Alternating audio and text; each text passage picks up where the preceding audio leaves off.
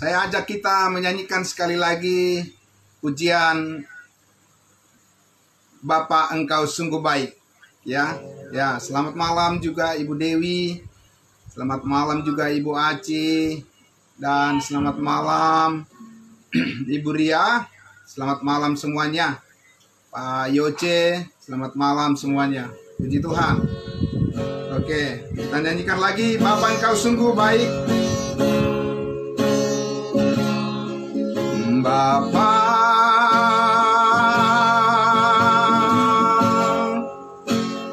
Engkau sungguh baik, kasih-Mu melimpah di hidupku.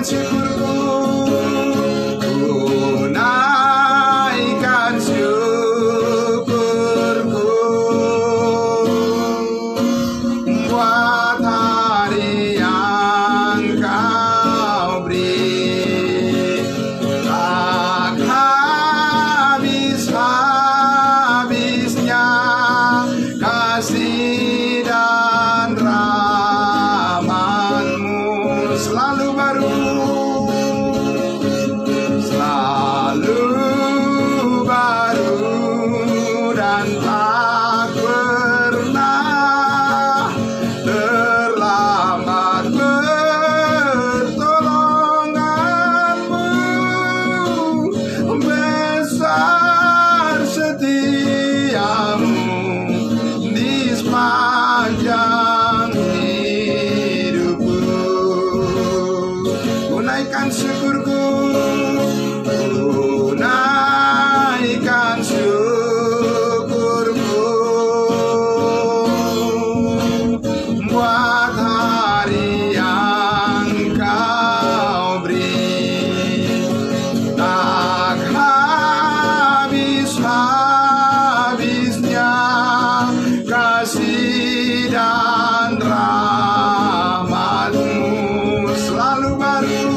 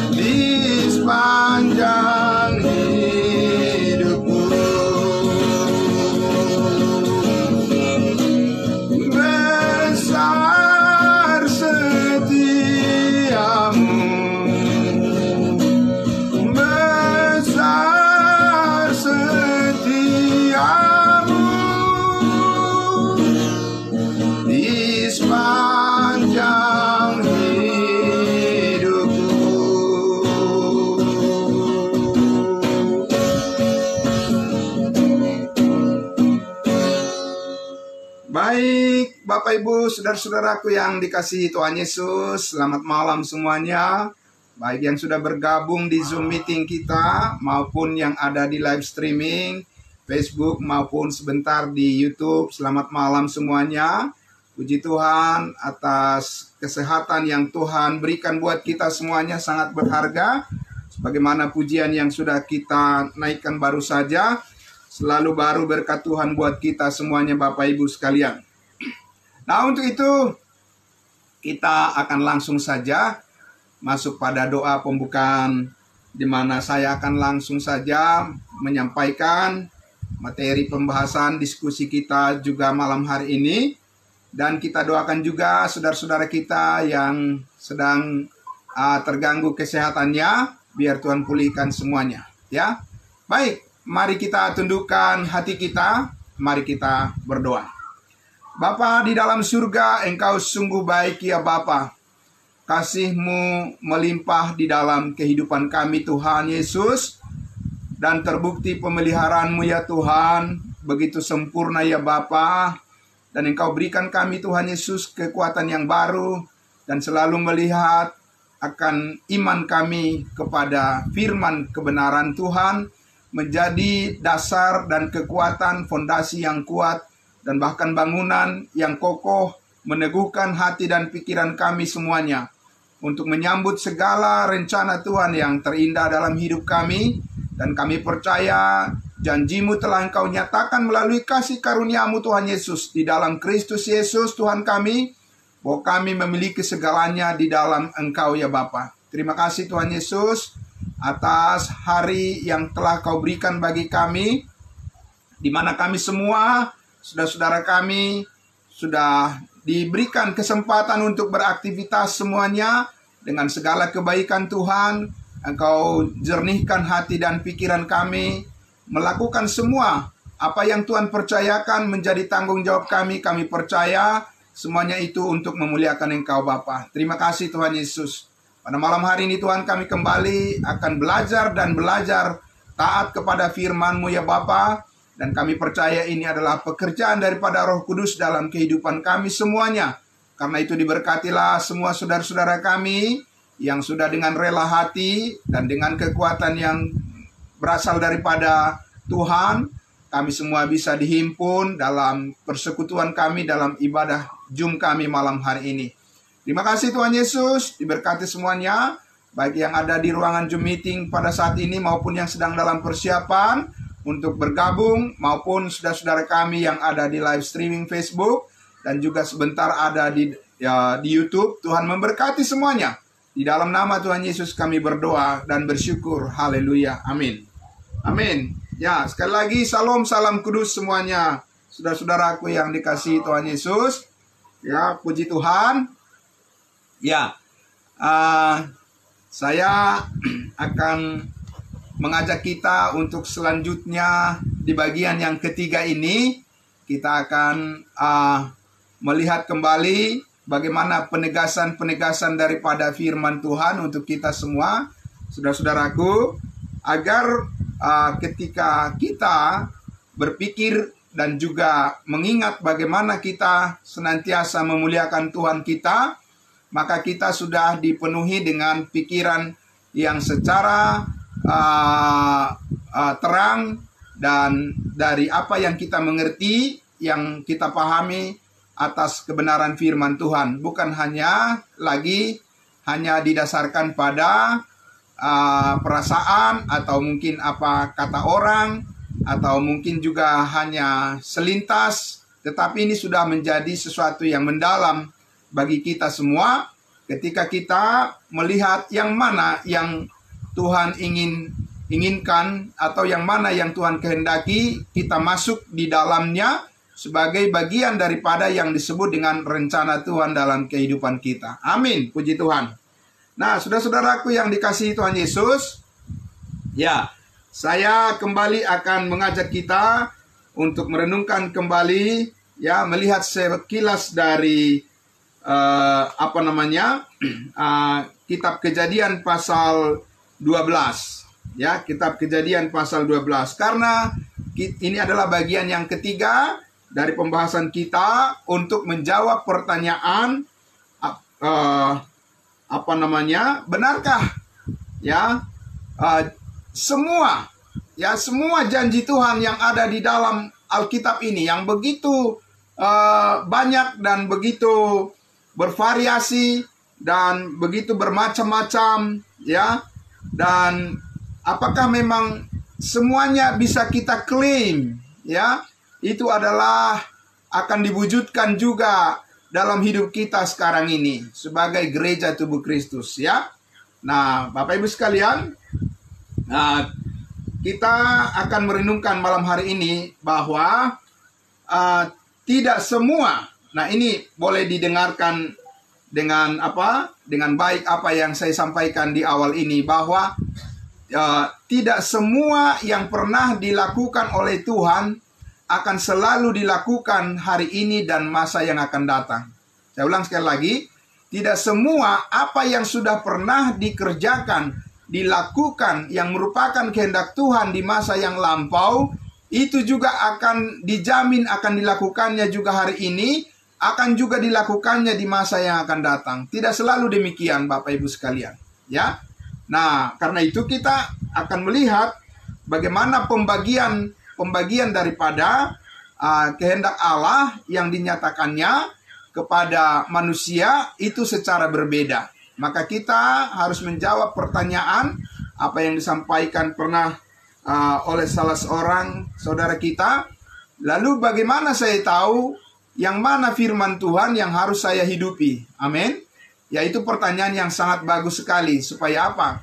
Supaya kita fokus di dalam melayani Tuhan ini, tidak tidak ada yang sia-sia yang kita kerjakan, tetapi harus fokus kepada yang benar-benar diperhitungkan oleh Tuhan untuk dijadikan sebagai penghargaan atau sebagai upah emas, perak, dan batu permata yang akan datang, di mana kita akan menerimanya apabila Kristus sudah datang menjemput kita ke rumah Bapa di surga. Nah, Bapak Ibu sekalian, saya akan selalu mengingatkan kita bahwa pertama-tama di Kejadian 1 ayat 1 dikatakan, Kejadian 1 ayat 1, sebelum kita masuk ke Kejadian 12, Kejadian pasal 1 ayat 1, kita lihat ini adalah sejarah, ya, penciptaan yang pertama. Dikatakan ayat 1, Kejadian 1, pada mulanya Allah menciptakan apa? Menciptakan bumi saja? Tidak. Dari awal Tuhan sudah merencanakan, dari awal Dia melakukannya, menciptakan langit dan bumi. Jadi ada yang di atas dan ada yang di bawah. Yang di atas adalah langit atau surga, dan yang di bawah adalah bumi. Jadi Bapak Ibu sekalian, kalau kita lebih jeli melihat apa yang dinyatakan oleh firman Tuhan, secara khusus yang dinyatakan oleh Rasul Paulus, maka kita akan melihat ini, bahwa dari awal Tuhan sudah merencanakan bahwa ada dua tempat, ya, ada dua tempat di mana diposisikan di kedua tempat ini menjadi kediaman daripada orang-orang kudusnya yang berbeda tempatnya, ya. Satu di atas, satu di surga, satu lagi di bumi, yaitu di bumi yang baru. Nah, itu Bapak Ibu sekalian, ya. Nah, dengan begitu kita bisa memahami seperti apa, ya, seperti apa Tuhan melaksanakan rencananya baik kepada umatnya bangsa Israel yang akan ditempatkan di bumi ini, ya, dan baik bagi kita tubuh Kristus yang akan ditempatkan, diposisikan di atas di surga, ya. Dua-duanya memuliakan Tuhan. Dua-duanya tujuannya adalah untuk memuliakan Tuhan Yesus, baik yang di surga maupun yang di bumi. Tapi kita harus tahu di mana posisi kita sekarang, ya. Karena apa? Karena Tuhan sudah meletakkan rencananya, sudah meletakkan fondasi daripada program Tuhan. Itu ada yang di atas dan ada yang di bawah. Ada yang di langit, di surga, dan ada yang di bawah, yaitu di bumi. Nah, Bapak Ibu sekalian, tapi memang ketika Tuhan sudah menyatakan Kejadian 1 ayat 1 ini, semua, sekali lagi ya, semua yang dilakukan dan yang dinyatakan oleh Allah adalah berkaitan dengan program di bumi. Nah, selama ribuan tahun, ya, Tuhan selalu menyatakan rencananya untuk bumi ini. Ya, Dia menciptakan segala sesuatu. Dia menciptakan binatang-binatang. Dia menciptakan gunung-gunung, ya, dan segala macam ikan-ikan di laut. Dan juga Dia menciptakan manusia untuk menyatakan kehendaknya bagi rencana untuk kekekalan di bumi ini. Ya, makanya ada satu lagu yang diciptakan oleh Ibu Dewi, ya, itu sangat luar biasa.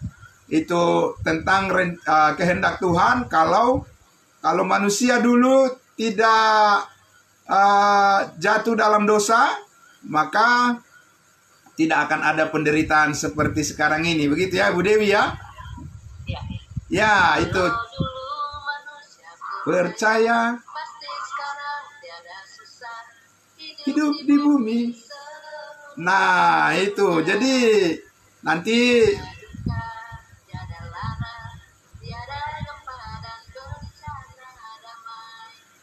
damai selamanya. Nah, itu luar biasa. Terima kasih Ibu Dewi untuk lagu yang sudah diciptakan, mengingatkan bahwa itulah awalnya, ya, bagaimana Tuhan menyatakan kehendaknya untuk manusia di bumi ini.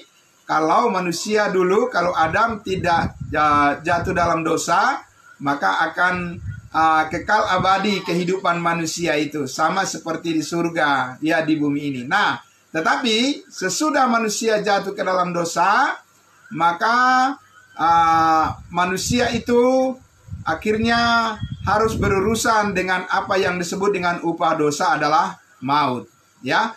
Nah, dari situ Bapak Ibu sekalian, dari keadaan setelah manusia jatuh ke dalam dosa, Tuhan sudah menyatakan kasih karunia-Nya. Sekali lagi, Tuhan sudah menyatakan kasih karunia-Nya, yaitu di mana Allah berjanji bahwa keturunan daripada perempuan itu, yaitu Hawa, akan meremukkan kepala si ular. Yang kita tahu keturunan itu adalah Yesus Kristus, ya.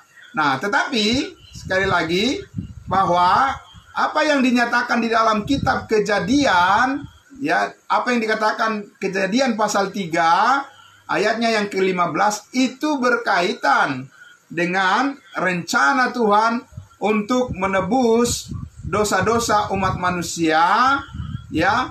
Tetapi kita tahu bahwa itu berkaitan dengan janji Tuhan kepada keturunan Abraham, ya.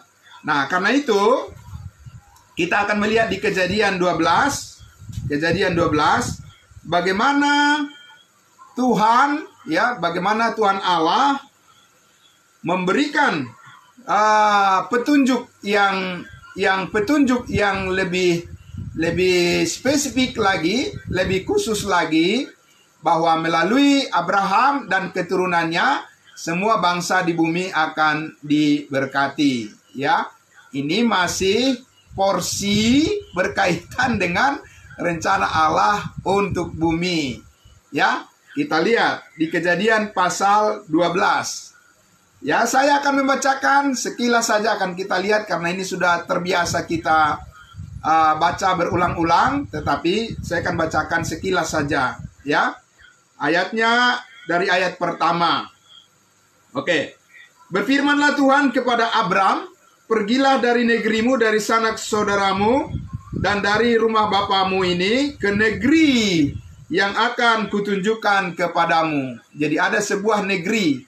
Negeri ini bukan bukan negeri rohani. Di sini adalah berbicara tentang sebuah tanah pusaka, tanah perjanjian. Bagaimana kita tahu itu?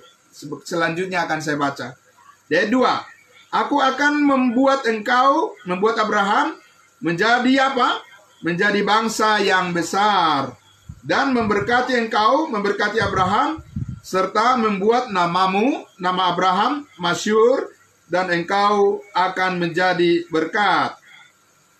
Aku akan memberkati orang-orang yang memberkati engkau. Nah, kita perhatikan di sini.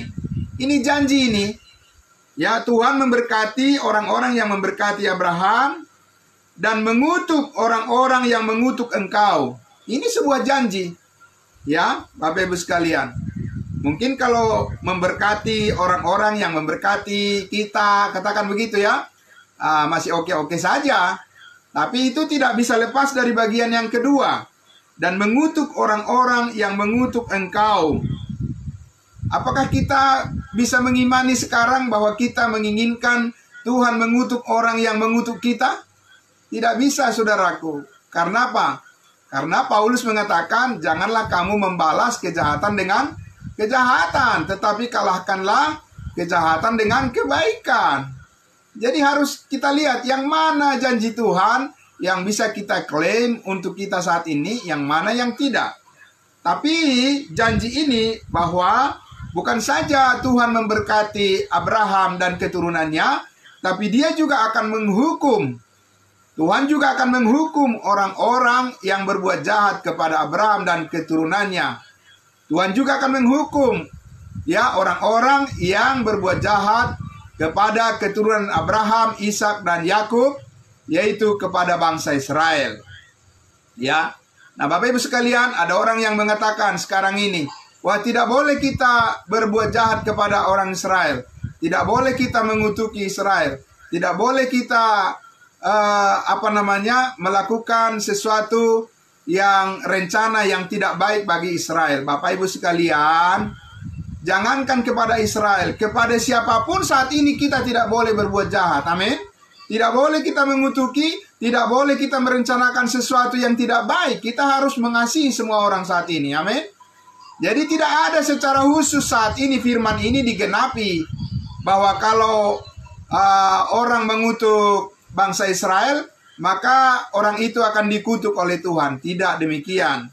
Pokoknya sekarang ini Tuhan tidak mau siapapun, ya, bukan hanya orang Israel, siapapun, suku apapun, bangsa apapun, ya, tidak boleh kita mengatakan sesuatu yang tidak baik kepada mereka. Tetapi Paulus katakan, ucapkanlah syukur dan kata-kata yang membawa dampak kasih karunia bagi orang lain. Nah, Bapak Ibu sekalian, kita lihat selanjutnya dikatakan, ya, di ayatnya yang ke-12, ayatnya yang ketiga tadi, dan olehmu semua kaum di muka bumi akan mendapat berkat. Oleh siapa? Oleh melalui Abraham.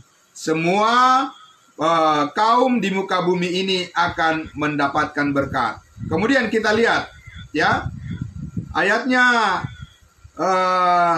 yang keempat. Lalu pergilah Abraham seperti yang difirmankan Tuhan kepadanya, dan Lot pun ikut bersama-sama dengan dia. Abraham berumur 75 tahun ketika ia berangkat dari Haran. Ayat 5. Abraham membawa Sarai, istrinya, dan Lot anak saudaranya, dan segala harta benda yang didapat mereka dan orang-orang yang diperoleh mereka di Haran. Mereka berangkat kemana? Mereka berangkat ke tanah Kanaan. Kenapa ke tanah Kanaan? Karena inilah negeri yang dijanjikan oleh Tuhan bagi mereka, bagi Abraham dan keturunannya. Lalu sampai di situ, ya. Kemudian ayat 7. Ketika itu Tuhan menampakkan diri kepada Abraham dan berfirman, aku akan, apa janji Tuhan? Aku akan memberikan negeri ini. Negeri mana? Negeri Kanaan yang ada di timur tengah sana kepada keturunanmu. Apa kita juga keturunan Abraham dalam hal ini? Bapak Ibu sekalian, supaya berangkat kita ke negeri Kanaan dan kita ambil tanah di sana. Wah, bisa diusir kita, saudaraku. Ya, jadi jangan sembarangan mengatakan kita adalah keturunan Abraham dan kita klaim janji kepada Abraham adalah untuk kita. Coba-coba aja pergi ke sana. Ya, Bapak Ibu sekalian.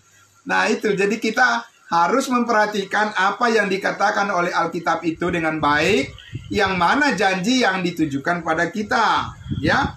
Jadi di sini ini pengertian secara rohani atau secara fisik, secara nyata? Ya secara fisik. Karena berkat kepada Abraham itu dan keturunannya itu benar-benar adalah berkat secara fisik. Ya, bukan hanya secara rohani, secara fisik juga. Mereka lengkap semuanya. Ada tanah pusaka mereka, ada negeri tanah yang asli. Ya, bukan rohani, bukan secara rohani. Ada Yerusalem yang asli, yang menjadi warisan bagi mereka, bagi keturunan Abraham. Ya, nah jadi itu yang kita lihat, bukan hanya secara rohani, tapi secara fisik juga. Tetapi apakah kita juga bisa mengklaim bahwa janji ini adalah merupakan bagian kita? Sama sekali tentu saja itu tidak bisa diterima akal, Bapak Ibu sekalian. Ya, karena kita tidak memiliki bagian di warisan yang diperoleh daripada 12 suku orang Israel keturunan Abraham itu. Nah, saya mengajak kita lagi untuk melihat lagi di Kejadian pasal 15. Kejadian pasal 15, ya. Bapak Ibu sekalian, kita lihat di Kejadian pasalnya yang ke-15, ya. Kejadian pasal 15. Ya. Kita lihat di situ di ayatnya, saya akan membaca dengan cepat saja, dan nanti kita perhatikan di ayatnya yang ketiga, dan juga di ayatnya yang kelima, 5 dan 6. Saya membacanya. Kemudian datanglah firman Tuhan kepada Abraham dalam suatu penglihatan, janganlah takut Abraham, akulah perisaimu, upahmu akan sangat besar. Abraham menjawab, ya Tuhan Allah, apakah yang akan engkau berikan kepadaku? Karena aku akan meninggal dengan tidak mempunyai anak, dan yang akan mewarisi rumahku ialah Eliezer, orang Damsyik itu. Ya, ayat 3. Lagi kata Abraham, engkau tidak memberikan kepadaku keturunan. Yaitu komplain daripada Abraham kepada Tuhan, ya. Dia bilang, kau nggak beri keturunan kepadaku, katanya. Sehingga seorang hambaku nanti menjadi ahli warisku. Ya. Tetapi datanglah firman Tuhan kepadanya, kepada Abraham demikian. Orang ini, yaitu Eliezer tadi, orang Damsyik itu, tidak akan menjadi ahli warismu, melainkan anak kandungmu, dialah yang akan menjadi ahli warismu. Lalu Tuhan membawa Abraham keluar serta berfirman. Apa janjinya? Apa janji Tuhan kepada Abraham? Coba lihat kemana? Ke langit. Hitunglah bintang-bintang. Jika engkau dapat menghitungnya, maka firman-Nya kepadanya, demikianlah banyaknya nanti keturunanmu. Dan janji ini adalah untuk kita. Amin. Bapak Ibu sekalian. Ya. Boleh kita klaim janji ini milik kita, kan? Amin. Biasanya orang Kristen yang polos langsung mengatakan amin. Gitu ya. Kalau keturunanmu sebanyak bintang di langit, mau kau taruh di mana itu? Bisa nggak, sanggup nggak membiayainya? Ya kan? Bapak Ibu sekalian. Jadi kita harus benar-benar melihat apa yang dikatakan firman Tuhan, kita aminkan, itulah yang sebenarnya. Tidak usah dipelintir, tidak usah dirohanikan. Kalau itu secara fisik, ya kita katakan ya. Tapi apakah itu untuk kita? Tidak. Untuk Abraham sendiri, ya, dan keturunannya secara fisik. Maka kita harus selalu berhati-hati mengatakan bahwa kita adalah anak-anak Abraham. Dalam arti apa kita anak-anak Abraham? Karena Abraham memiliki warisan janji Tuhan, ya. Nah, Bapak Ibu sekalian, karena itu dikatakan tadi, ya, di ayatnya yang ayatnya yang ke-6, ya, setelah Tuhan mengatakan demikianlah banyaknya nanti keturunanmu, diaminkan oleh Abraham atau tidak? Ayat 6. Lalu percayalah Abraham kepada Tuhan. Apa yang dipercaya oleh Abraham? Yang dipercaya Abraham adalah bahwa Yesus mati menebus segala dosanya. Amin. Nah, ada dikatakan di Alkitab itu, Bapak Ibu sekalian, ya. Jadi kalau Abraham adalah bapak orang beriman, apakah itu artinya bahwa Abraham percaya waktu itu Yesus mati hapus semua dosanya? Dia percaya Yesus disalibkan. Mana ada di Alkitab itu dikatakan? Ya, Bapak Ibu Saudara, kita yang mempercayai itu saat ini, amin. Makanya kita menjadi pewaris surga. Ya, kalau yang dipercayai oleh Abraham adalah tadi dikatakan bahwa keturunannya akan sebanyak bintang di langit, dan bahkan Abraham tidak sanggup menghitungnya. Ya, nah, lalu percayalah Abraham kepada Tuhan. Ya, percaya kepada Tuhan. Bagaimana caranya dia percaya kepada Tuhan? Percaya kepada firman yang didengarkan olehnya. Bapak Ibu Saudara, jadi Abraham bukan ujuk-ujuk percaya tanpa ada firman yang disampaikan kepadanya. Apa yang firman Tuhan katakan kepadanya? Bahwa keturunannya akan banyak. Lalu percayalah Abraham, maka Tuhan memperhitungkan hal itu, hal kepercayaannya dia itu kepadanya sebagai kebenaran. Amin. Maka penting sekarang ini orang harus mengetahui firman apa yang kau dengar. Firman yang mana yang kau percayai sehingga Tuhan harus membenarkanmu. Itulah maka Paulus katakan, sebab Kristus telah membenarkan kita oleh darahnya. Lebih-lebih karena kita sekarang telah dibenarkan oleh darahnya, kita pasti diselamatkan dari murka Allah. Roma 5 ayat 9 dan 10. Amin. Nah, itu juga lagu, ada juga pujian kalau tidak salah Pak Doni dulu yang mengarang sebuah lagu untuk itu, ya, yang berkaitan dengan Roma pasal 5 itu. Ya, puji Tuhan. Jadi saudara-saudara, ketika saudara percaya bahwa darah Yesus sudah menebus, mengampuni segala dosa Bapak Ibu Saudara dan saya, lalu kita dibenarkan. Amin. Bukan ketika kita percaya bahwa keturunan kita sebanyak bintang di langit lalu kita dibenarkan. Itu janji kepada Abraham. Janji kepada kita adalah firman yang harus kita percayai, bahwa Tuhan Yesus sudah mati berkorban untuk membayar lunas segala dosa kita sekali untuk selama-lamanya. Amin. Jadi sekali lagi, ya, kita harus melihat janji apa yang disampaikan oleh Tuhan kepada kita. Itulah yang harus kita percayai sebagai bagian berkat yang berlimpah bagi kita. Jadi jangan salah berharap. Karena kalau salah berharap pasti kecewa. Ya, habis sekalian. Nah, tetapi kalau pengharapan kita tepat seperti yang dinyatakan firman Tuhan, dan kita mengerti apa yang bisa kita harapkan dan apa yang tidak bisa kita harapkan, kita tidak akan kecewa. Amin. Kita akan bersuka cita dan damai sejahtera. Nah, saya mengajak kita lagi untuk melihat, ya, Bapak Ibu sekalian, langsung saja kita lihat di Kejadian pasalnya yang ke-17. Kita lanjut pada bagian Kejadian pasal 17. Nah, disinilah ada janji Tuhan lagi secara khusus kepada Abraham sesudah dia disunat. Kalau yang tadi adalah janji Tuhan disampaikan kepada Abraham sebelum ia bersunat. Nah, kita lihat di Kejadian 17. Saya akan langsung membacakan saja dengan cepat, Bapak Ibu sekalian, dan Bapak Ibu Saudara bisa mendengarkannya. Ya, Kejadian pasal 17 dari ayat 1. Ketika Abraham berumur 99 tahun. Nah, ini dia sudah berumur 99 tahun. Ya, tetapi dia juga belum kunjung punya anak juga. Ya, Ishak belum lahir. 99 tahun. Maka Tuhan menampakkan diri kepada Abraham dan berfirman kepadanya, Akulah Allah yang maha kuasa, hiduplah di hadapanku dengan tidak bercela. Aku akan mengadakan perjanjian antara aku dan engkau. Antara siapa? Antara Tuhan Allah dengan Abraham. Bukan antara Tuhan Allah dengan saudara dan saya. Tidak ada dikatakan di Alkitab di situ di Kejadian pasal 17, ya. Allah mengadakan perjanjian covenant dengan antara Allah sendiri dengan Abraham, ya. Nah, lalu dikatakan akulah Allah yang maha kuasa, ya.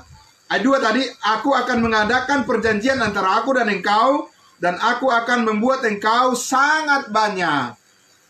3, lalu sujudlah Abraham dan Allah berfirman kepadanya, dari pihakku inilah perjanjianku dengan engkau, engkau akan menjadi bapa sejumlah besar bangsa.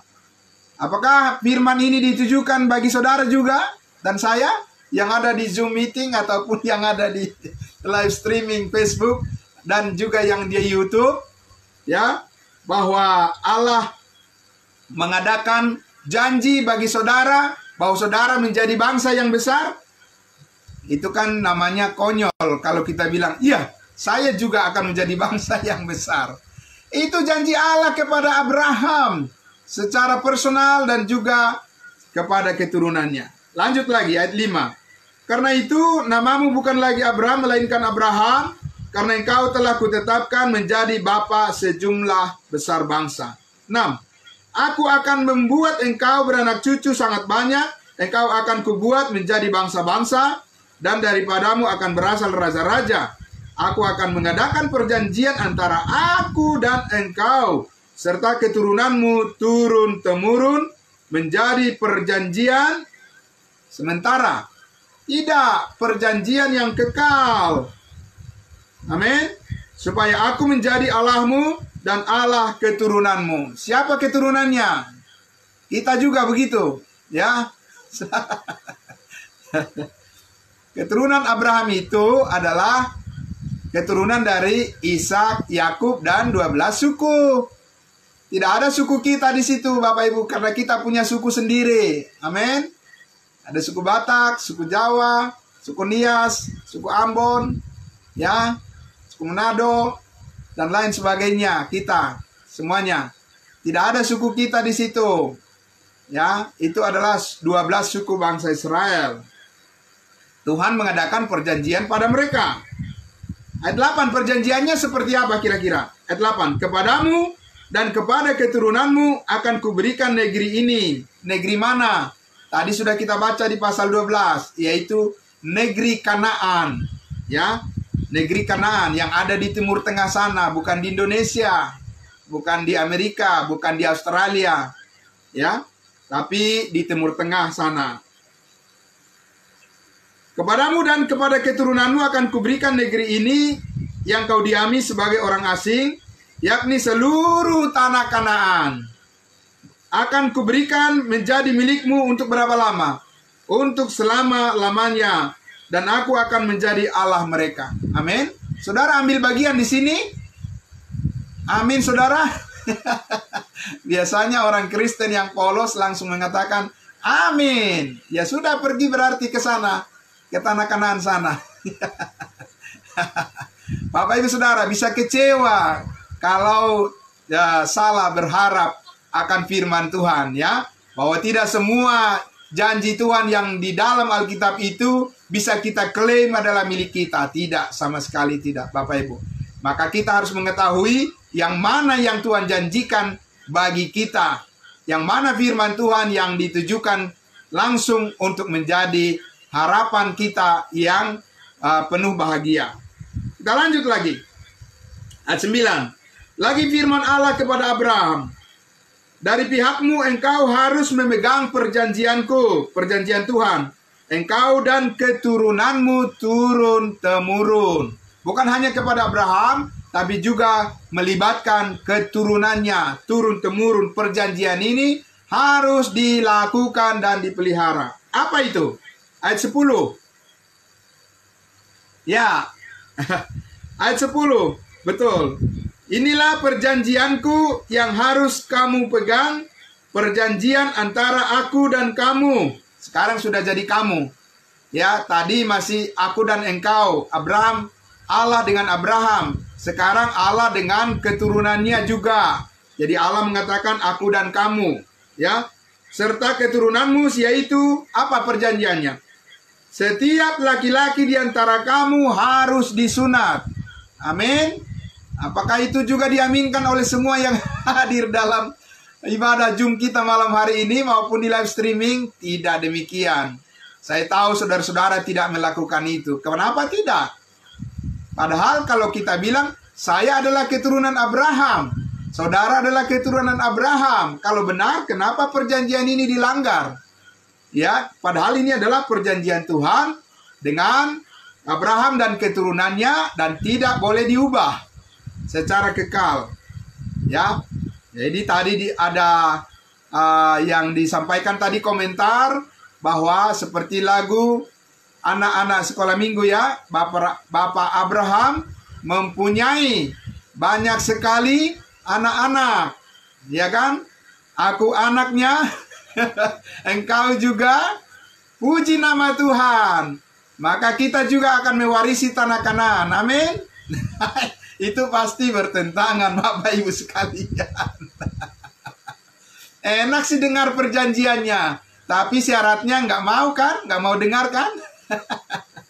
Bapak Ibu sekalian, mari kita teruskan. Ya, mari kita teruskan. Kita lihat bahwa di sini sudah jelas dikatakan ayat 10, inilah perjanjianku yang harus kamu pegang, perjanjian antara aku dan kamu serta keturunanmu, yaitu setiap laki-laki di antara kamu harus disunat. Bukan boleh disunat, harus. Kalau kata harus itu wajib.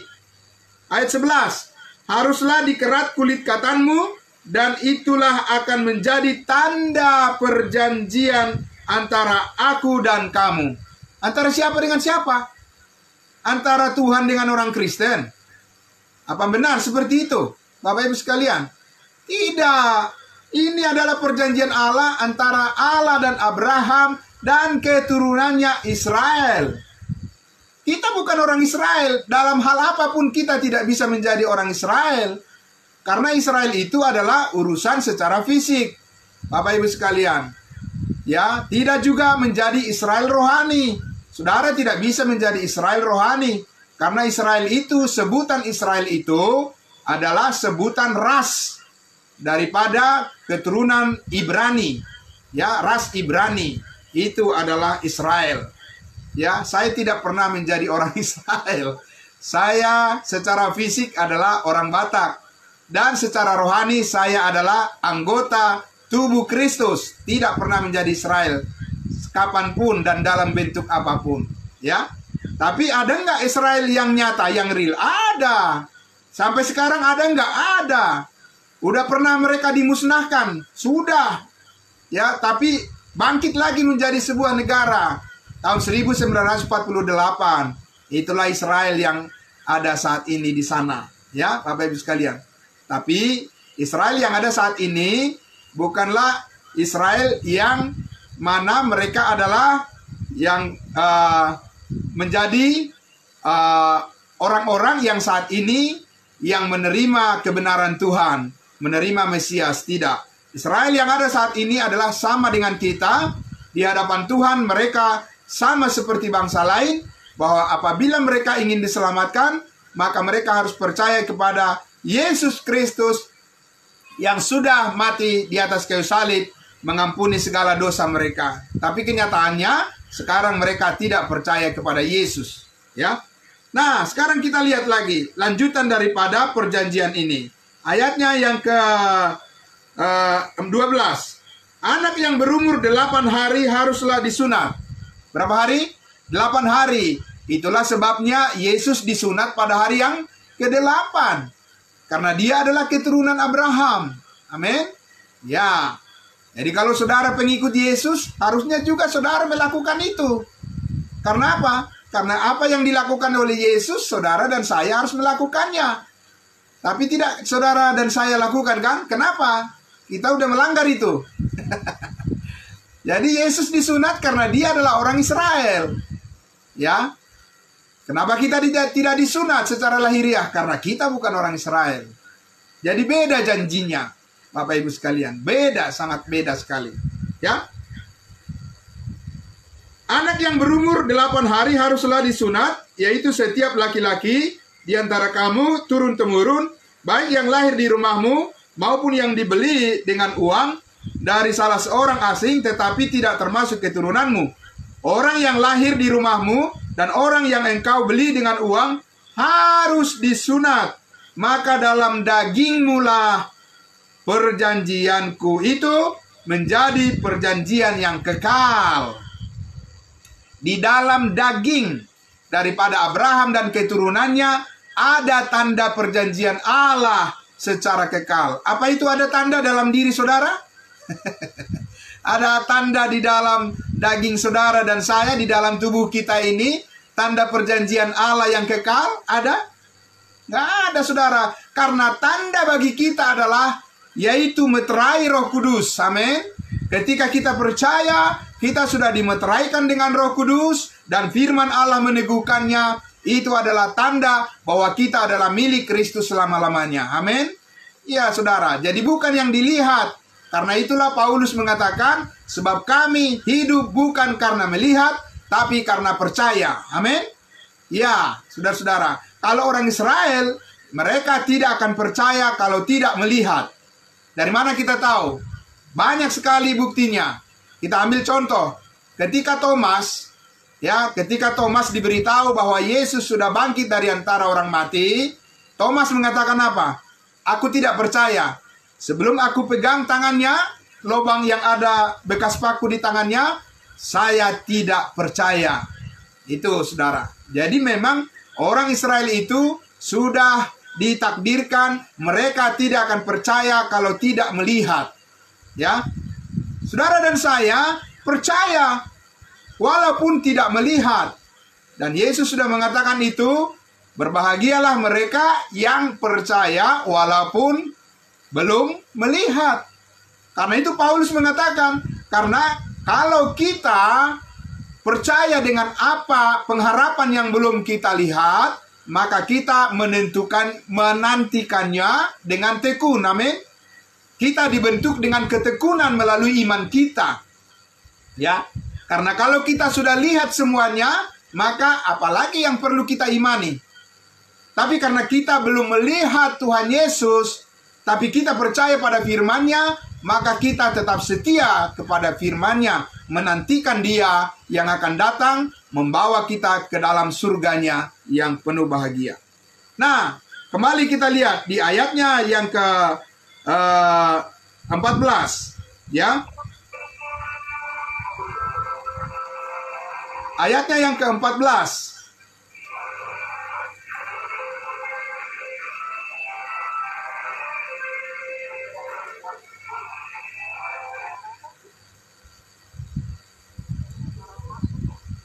Oke, kita lanjut dulu ya. Puji Tuhan. Di ayatnya yang ke-14. Saya baca sekali lagi lengkap ayat 13 dan 14. Orang yang lahir di rumahmu dan yang engkau beli dengan uang harus disunat, maka dalam dagingmu lah perjanjianku itu menjadi perjanjian yang kekal. Dan orang yang tidak disunat, yakni laki-laki yang tidak dikerat kulit katanya, maka orang itu harus dilenyapkan dari antara orang sebangsanya. Ia telah mengingkari perjanjianku. Jadi kalau keturunan Abraham tidak disunat, harus diapakan Bapak Ibu Saudara?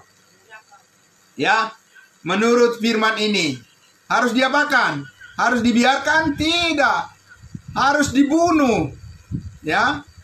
Itulah saudara-saudara perjanjian Allah dengan Abraham dan keturunannya, bahwa mereka harus setia dengan perjanjian itu. Ya. Jadi saudara-saudaraku yang dikasihi Tuhan Yesus, maka kita katakan tadi dengan topik judul yang kita bahas pada malam hari ini, tidak semua janji Allah bisa kita klaim itu ditujukan kepada kita. Tidak. Ya. Tetapi kita harus tahu janji Allah yang mana yang bisa kita klaim atau yang kita imani bahwa itu adalah untuk kita. Oke, saya bawa sedikit lagi sebelum kita masuk yang berkaitan dengan kita sekarang ini sebagai pengikut Yesus. Kita lihat sedikit lagi di Kejadian pasal 22, ya. Kejadian pasal 22. Kejadian pasal 22, setelah Abraham diuji imannya oleh Allah, oleh Elohim, untuk mempersembahkan Ishak anaknya yang tunggal, maka kembali Tuhan mengulang lagi perjanjiannya yang di Kejadian pasal 12, di Kejadian pasal 15, dan juga 17, ya. Kita lihat di Kejadian 22 ayatnya yang ke-15.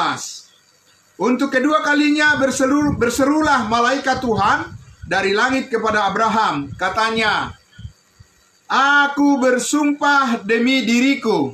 Tuhan bersumpah demi dirinya. Aku bersumpah demi diriku sendiri. Demikianlah firman Tuhan. Karena engkau telah berbuat demikian, dan engkau tidak segan-segan untuk menyerahkan anakmu yang tunggal kepadaku, maka aku akan memberkati engkau berlimpah-limpah. Memberkati Abraham berlimpah-limpah. Dan membuat keturunanmu sangat banyak, seperti bintang di langit, dan seperti pasir di tepi laut. Dan keturunanmu itu akan menduduki kota-kota musuhnya. Oleh keturunanmu lah semua bangsa di bumi akan mendapat berkat, karena engkau mendengarkan firman-Ku. Oleh keturunanmu lah semua bangsa di bumi akan mendapat berkat. Amin. Melalui keturunan Abraham lah saudara-saudara dan saya sekarang beroleh berkat, bukan? Saudara, siapa tadi keturunan Abraham? Keturunan Abraham adalah bangsa Israel. Apakah melalui bangsa Israel saudara dan saya beroleh berkat sekarang ini? Saya tidak. Saya nggak kenal dengan keturunan Abraham sekarang ini. Tapi saya mengenal Yesus Kristus yang disalibkan dan memberikan berkat berlimpah-limpah bagi saya dan keluarga saya. Begitu juga kepada Bapak Ibu Saudara sekalian.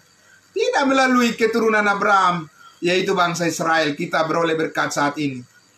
Karena itulah tidak benar bahwa janji ini sekarang sedang digenapi. Tidak, saya tidak percaya itu.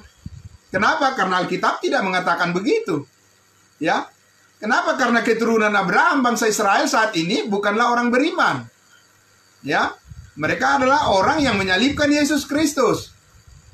Meskipun suatu saat Tuhan akan memulihkan janji ini kepada bangsa Israel, keturunan Abraham. Kapan? Ketika Tuhan Yesus nanti datang kedua kali. Tapi bukan sekarang. Ya, betul sekali. Janji Tuhan yang bersumpah tadi kepada Abraham itu pasti digenapi. Karena Tuhan tidak lalai menepati janjinya.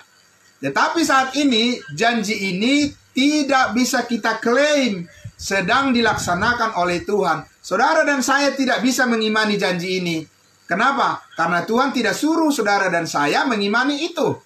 Ya, bahwa saat ini kita mengimani janji Tuhan adalah melalui Yesus Kristus yang sudah mati di atas kayu salib dan sudah dikuburkan dan sudah dibangkitkan, mengampuni segala dosa kita, dan kepada kita dijanjikan kita pasti beroleh hidup yang kekal. Amin. Itulah yang kita klaim janji untuk kita saat ini, Bapak Ibu sekalian. Ya. Nah, saudara-saudara yang dikasihi Tuhan Yesus, maka saya mengajak kita untuk melihat yang berkaitan langsung dengan kita sebagai orang Kristen saat ini. Mari kita lihat di dalam Efesus pasalnya yang ke-1, Efesus pasal 1. Ya. Efesus pasal 1, saya akan membacakan untuk kita semuanya. Efesus pasal 1. Saya akan membaca dari ayat 1. Efesus pasal 1. Dari Paulus, Rasul Kristus Yesus, oleh kehendak Allah, ya, kepada orang-orang kudus di Efesus, orang-orang percaya dalam Kristus Yesus. Amin. Ini adalah firman yang ditujukan oleh Allah melalui Rasul Paulus kepada orang-orang kudus, orang-orang percaya dalam Kristus Yesus. Apakah saudara orang-orang kudus juga? Saudara, orang yang percaya dalam Yesus Kristus tidak dikatakan orang berdosa di dalam Alkitab, ya. Ulang sekali lagi, orang-orang yang percaya kepada Yesus Kristus, yang sudah percaya penebusan dosa oleh darah Kristus, itu sudah disucikan, itu sudah dikuduskan, sehingga secara status kita disebut adalah orang-orang kudus, bukan orang-orang berdosa. Orang-orang berdosa itu upahnya maut. Kenapa? Karena upah dosa adalah maut. Siapa mau ke situ? Saya tidak mau ke situ. Maka itu kita percaya bahwa Yesus Kristus sudah menguduskan kita, sudah menebus kita. Bukan menebus kita hanya sementara dan menebus kita hanya sebagian, tetapi menebus dosa kita semuanya. Ya, sehingga kita disebut adalah orang-orang kudus, orang-orang yang percaya kepada Yesus Kristus. Ya, kita lihat di ayat 2-nya. Di ayat 2 dikatakan, kasih karunia dan damai sejahtera dari Allah Bapa kita, dari Tuhan Yesus Kristus, menyertai kamu. Amin. Saudara percaya dengan janji ini, bahwa kasih karunia Tuhan akan selalu menyertai kita dan damai sejahtera? Amin. Ya, apapun situasi yang kita alami, Bapak Ibu sekalian, mungkin kita secara ekonomi, ya, mungkin kita kurang secara ekonomi, mungkin kita kurang secara kesehatan, mungkin kita kurang di dalam hal macam-macam apa yang kita perlukan di dunia ini. Saudara-saudara, ingat, kasih karunia Tuhan dan damai sejahtera menyertai kamu, menyertai saya. Amin. Itu janji Tuhan yang bisa kita klaim, saudara. Yang kita aminkan, ya Tuhan. Amin. Saya percaya Tuhan Yesus, bahwa walaupun situasi-situasi tidak menentu dalam hidup di dunia ini, tapi saya bersyukur karena ada damai sejahtera Tuhan dan kasih karunia Tuhan selalu menyertai saya dan keluarga saya. Amin. Setiap hari saudara bisa mengklaim janji ini. Amin.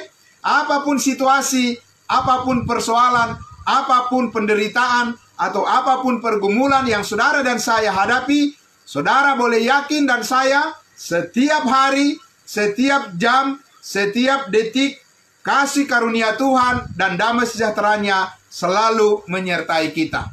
Amin. Karena itu di ayatnya yang ketiga dikatakan, terpujilah Allah dan Bapa Tuhan kita Yesus Kristus, yang dalam Kristus, di dalam Kristus, ya, bukan di dalam janji Abraham, di dalam Kristus telah mengaruniakan kepada kita segala berkat rohani di dalam surga. Amin. Saudara bisa mengklaim dan bisa bersyukur atas janji ini setiap hari, setiap saat. Amin. Saudara, kemudian kita lihat di ayatnya yang ke-7. Ayat 7. Sebab di dalam Dia, di dalam siapa? Di dalam Yesus. Siapa yang sudah di dalam Yesus? Saudara dan saya, kita bukan di luar Yesus. Amin. Kita sudah ada di dalam Yesus. Di dalam Yesus yang mana? Di dalam Yesus yang sudah bangkit dari antara orang mati, yang sudah hidup selamanya. Karena itulah hidup saudara dan hidup saya adalah hidup yang kekal, yaitu hidup yang dikaruniakan oleh Yesus, yaitu kehidupannya yang kekal, ya, kehidupannya sebagai Tuhan dan Juru Selamat yang tidak akan mati lagi. Itu kehidupan yang di-share, yang dibagikan kepada saudara dan saya ketika kita menjadi percaya kepadanya, ya.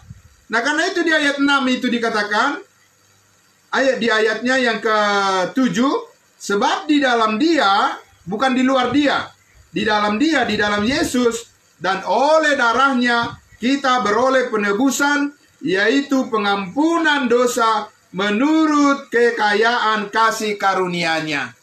Jadi sekarang kita mendapatkan kekayaan kasih karunia Tuhan yang berlimpah-limpah, sama seperti kepada Abraham tadi dikatakan bahwa kepadanya akan diberikan berkat yang berlimpah-limpah, berkaitan dengan berkat secara physically yang ada di dunia ini, yang sedang tertunda karena orang Israel tidak menerima Yesus sebagai Mesias. Tetapi melalui kematian Yesus Kristus di atas kayu salib, saudara dan saya, Bapak Ibu sekalian, dan saya juga sekarang memperoleh pencurahan berkat dari darahnya yang berlimpah-limpah bagi kita, karena kita sudah ditebus dan diampuni dari segala dosa kita. Amin. Maka di ayatnya, kita lihat di ayatnya yang kita lihat di ayatnya kita lihat di pasal ayatnya yang ke-13, masih pasal 1. Ya. Di dalam Dia, ayat 13, di dalam Yesus, kamu juga, karena kamu telah mendengar firman kebenaran, yaitu Injil keselamatanmu, di dalam Dia, di dalam Yesus kamu juga, ketika kamu percaya. Amin. Tidak dikatakan ketika kamu berbuat ini dan itu. Tidak. Ketika kamu percaya, dimeteraikan dengan Roh Kudus yang dijanjikannya itu. Amin. Inilah tanda bagi kita, tanda yang permanen, bahwa kita saat ini adalah milik Tuhan. Amin. Kalau tadi di Kejadian pasalnya yang ke-15, pasal 17, itu orang Israel ditandai dengan sunat di dalam daging mereka sebagai tanda perjanjian antara Allah dengan mereka. Tapi sekarang ini, tanda perjanjian antara Allah dengan kita, tanda janji Allah bahwa kita adalah miliknya, itu adalah meterai Roh Kudus, yaitu Roh Kudus yang dikaruniakan di dalam hidup kita secara permanen. Saya ulangi sekali lagi, secara permanen. Roh Kudus tidak datang dan pergi dari kehidupan kita, karena Roh Kudus itu sudah dimeteraikan, sudah dipatri di dalam hati kita dan dalam kehidupan kita. Untuk apa? Ayat 14. Ayatnya yang ke-14 dikatakan, dan Roh Kudus itu adalah jaminan bagian kita sampai kita memperoleh seluruhnya. Amin.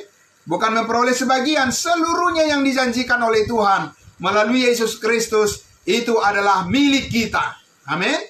Nah, dan dikatakan sampai kita memperoleh seluruhnya, yaitu penebusan yang menjadikan kita milik Allah untuk memuji kemuliaannya. Artinya, ketika Yesus nanti datang menjemput kita semua, maka kita akan nyata keadaan kita yang sebenarnya sebagai milik Allah yang kekal, di mana kita akan dirubah tubuh kita dengan tubuh yang mulia, dan kita akan dibawa ke dalam surga yang kekal selama-lamanya. Itu adalah janji Tuhan kepada kita.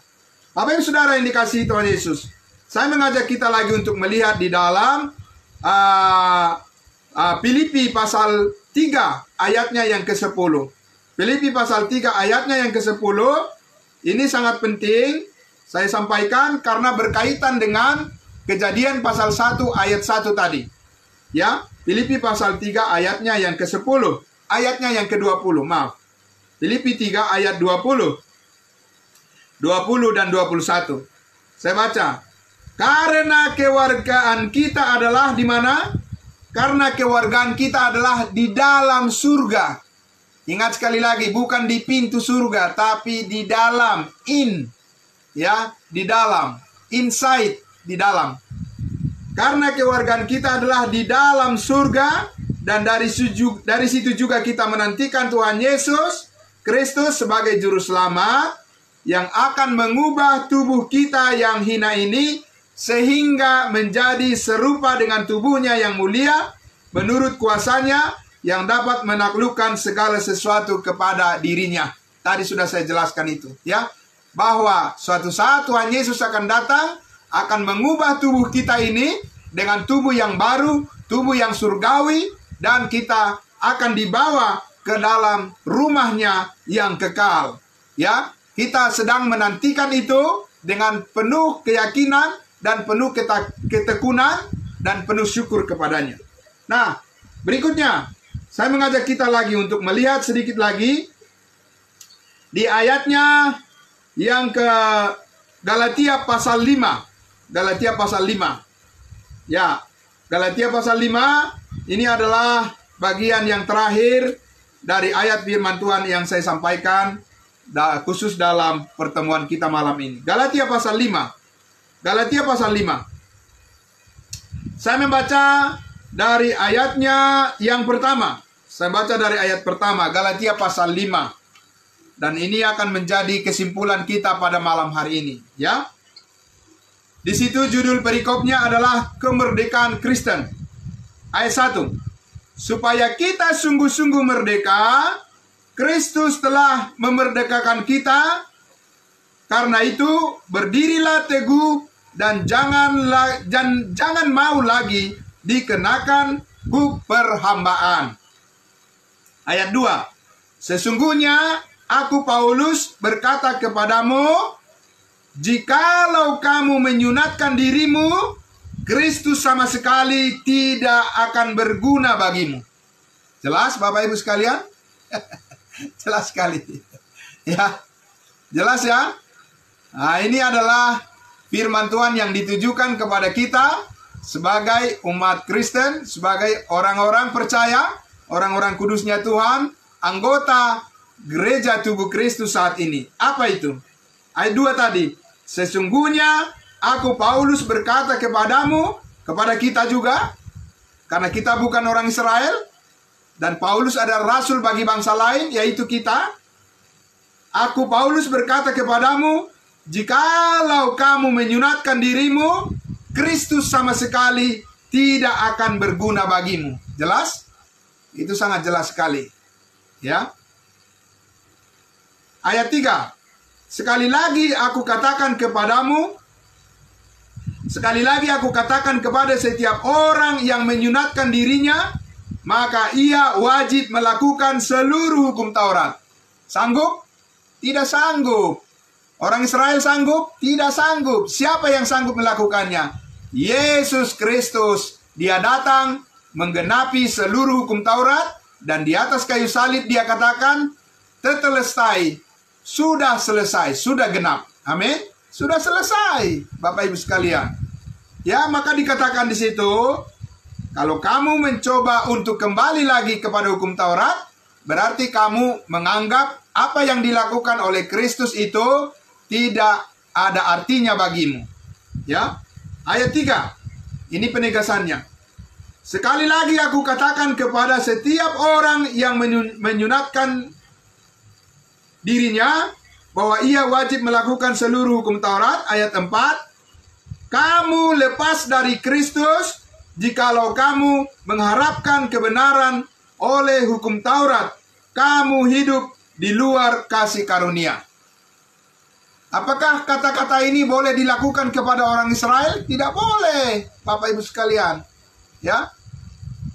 Apakah boleh dikatakan kepada orang Israel, kamu tidak boleh bersunat? Tidak bisa. Kenapa? Karena itu perjanjian Allah dengan nenek moyang mereka, Abraham, bahwa mereka harus bersunat.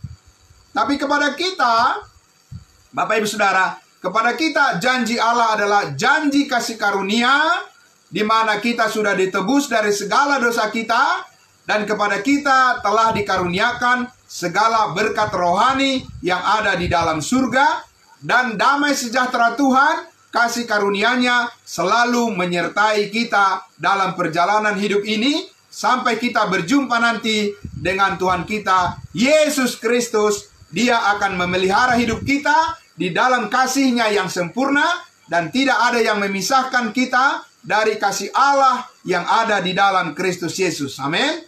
Karena itu saudara-saudaraku yang dikasihi Tuhan Yesus, mari kita terus belajar akan kebenaran firman Tuhan, sehingga kita mengetahui bagaimana kita mempergunakan berkat kasih karunia yang berlimpah-limpah yang sudah dikaruniakan kepada kita melalui anaknya, Yesus Kristus Tuhan dan Juru Selamat kita. Amin. Diberkatilah semuanya, Bapak Ibu Saudara, yang sudah mendengarkan firman Tuhan pada malam hari ini, baik yang ada di Zoom meeting maupun yang ada di live streaming. Tuhan Yesus memberkati, dan maupun yang ada di YouTube. Dan selanjutnya kita akan masuk kepada diskusi kita. Ya, nanti kita akan ada tanya jawab, ataupun ada yang mau sharing, berbagi pengalaman. Saya persilakan, ada waktu bagi kita. Namun sebelumnya kita tutup dulu dalam doa pemberitaan firman Tuhan yang sudah kita dengarkan bersama malam hari ini. Mari kita berdoa. Allah Bapa di dalam surga, terima kasih Tuhan Yesus. Sungguh luar biasa ya Tuhan, Engkau mengaruniakan kepada kami semuanya segala berkat rohani yang terbaik yang ada di dalam surga. Kami tahu sekarang hidup kami akan selalu menjadi lebih baik dari hari ke hari, karena kami tahu itu adalah rencana Tuhan yang sudah Engkau tetapkan bagi setiap orang yang percaya kepadamu. Terima kasih untuk keyakinan yang sangat luar biasa ini Tuhan.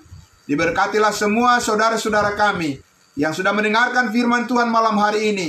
Engkau terus melimpahkan berkat kasih karunia-Mu, supaya semakin dalam lagi, semakin yakin lagi, semakin bertumbuh lagi, dan semakin kuat lagi di dalam mengiring Tuhan. Menjalani hari-hari kehidupan kami, kami tidak perlu dikuasai oleh kekhawatiran yang berlebihan, karena kami tahu Tuhan Yesus sudah mengaruniakan kepada kami pemeliharaan dengan kasih karunia yang sempurna-Mu. Terima kasih Bapa, di dalam nama Tuhan Yesus kami berdoa. Pakailah hidup kami untuk terus melayani-Mu ya Bapa. Kami bersyukur kepada Bapa di dalam surga. Haleluya. Amin. Amin. Terima kasih. Tuhan Yesus memberkati semuanya. Bapak Ibu Saudara-saudara, ya, terima kasih. Sampai kita berjumpa lagi di hari Kamis yang akan datang. Shalom. Salam kudus. Tuhan Yesus memberkati. Terima kasih.